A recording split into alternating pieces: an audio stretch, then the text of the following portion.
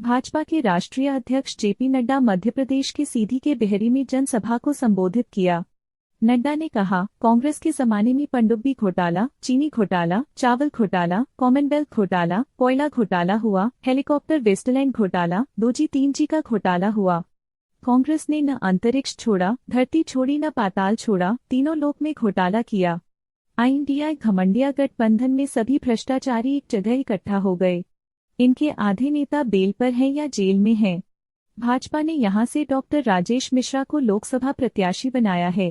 भाजपा अध्यक्ष आज दोपहर 2 बजे छिंदवाड़ा के दशहरा मैदान में भी सभा करेंगे। छिंदवाड़ा में कांग्रेस के नकुलनाथ और भाजपा के विवेक बंटी साहू चुनाव मैदान में आमने सामने हैं।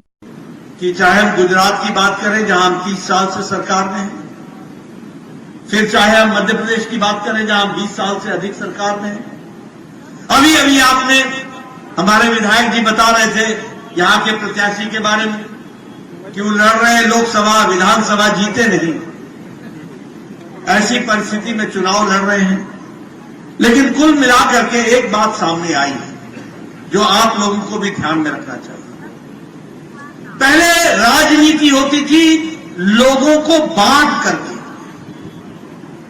कांग्रेस पार्टी ने लंबे समय तक भाई को भाई से बांटा। तुम नदी के इस पार का कैंडिडेट है कि नदी के इस पार का कैंडिडेट है, अगड़ा है कि पिछड़ा है, हमारे बिरादरी का है कि किसी और बिरादरी का है, और वोट बैंक की पॉलिटिक्स की, वोट बैंक की पॉलिटिक्स की। और उसके बाद सबका वोट लिया, सबका वोट, और वोट लेने के बाद सरकार किसी जाति की बन गई, किसी वर्ग की बन गई, किसी समुदाय की बन गई। वह सबकी सरकार नहीं थी। लेकिन मोदी जी ने पिछले 10 सालों में भारत की राजनीति की परिभाषा बदल डाली। अब न जात पर न पात पर। अब जब परिभाषा बदली तो क्या बदली? क्या वोट बैंक की पॉलिटिक्स नहीं चलेगी? अब लोगों को गुमराह करके पॉलिटिक्स नहीं चलेगी। अब जातियों में और वर्ग में बांट करके राजनीति नहीं होगी। अब राजनीति होगी तो वो विकास की राजनीति होगी और रिपोर्ट कार्ड की राजनीति। लेकिन आपने देखा होगा कि ये दिल्ली में बैठे हुए कुछ हमारे विपक्षी नेता, ये जो घमंडिया गठबंधन है, ये जो इंडी अलायंस है, ये बौखला गए हैं। इनको हार सामने निश्चित दिख रही है। ये हारी हुई लड़ाई लड़ रहे हैं और बौखलाहट में मोदी जी को पता नहीं क्या क्या क्या क्या किस किस्म की गालियां बक रहे हैं, किस तरीके के शब्द का प्रयोग कर रहे हैं।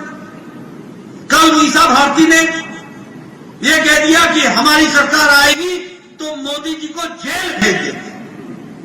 अरे मोदी जी 12 साल मुख्यमंत्री रहे, 10 साल प्रधानमंत्री रहे, एक दाग नहीं है, देश की सेवा की, भारत को अपना घर समझ करके परिवारजनों की सेवा की, और इस तरीके की भाषा मीसा भारती, ये लालू यादव की बेटी बोलती है।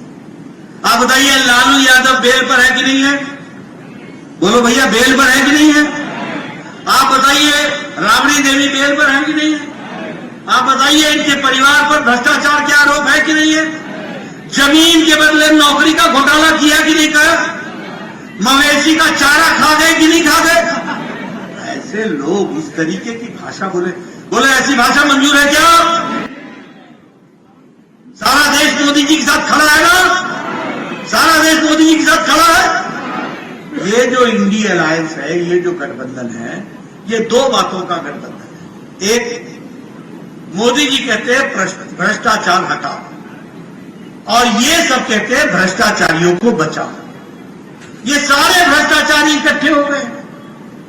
अंग्रेजी में कहावत है, birds of a feather flock together. एक तरीके के पंख वाले चिड़िया एक जगह इकट्ठी होती है। ये सारे भ्रष्टाचारी एक जगह इकट्ठे हो गए। और दूसरा, अपने परिवार को बचाने वाली पार्टियां इकट्ठी।